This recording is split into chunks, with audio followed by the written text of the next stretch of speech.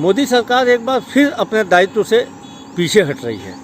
जब से केंद्र में नरेंद्र मोदी की सरकार बनी है, तब से लगातार नरेंद्र मोदी की सरकार अपने दायित्वों का निर्वहन करने में कोताही बरतती है।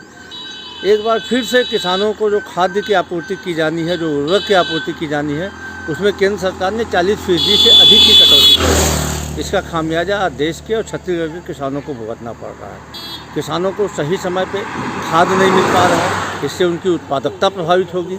और इस जिम्मेदारी को लेने के बजाय केंद्र सरकार राज्यों को बोल रही है कि किसानों को बोला जाए कि वो वैकल्पिक खाद्यों का उपयोग करें।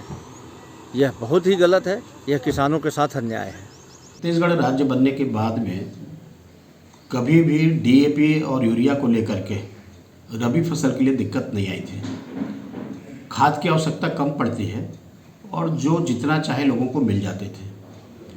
किंतु दुर्भाग्यजनक स्थिति है, छत्तीसगढ़ में कांग्रेस की सरकार आने के बाद लगातार खाद के संकट गहरा रहे हैं। बरसात में भी किसान तकलीफ आए हैं और ब्लैक मार्केटिंग हुआ है। सरकार के संरक्षण में सरकार रोकने में सक्षम नहीं रही और अभी गर्मी में जिस प्रकार से डीएपी और यूरिया की ब्लैक मार्केटिंग हो रही है, कृत्रिम अभाव जो बताया जा रहा है, वास्तविक में किसानों के लिए दोहरा मार है और किसान खाद के संकट से जूझ रहे हैं। राज्य सरकार का केवल काम है केंद्र के ऊपर आरोप लगाना।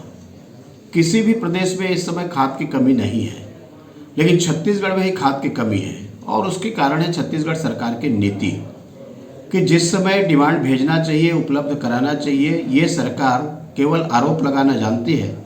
लेकिन किसानों के अहित इस कांग्रेस की सरकार आने के बाद में लगातार हो रही है।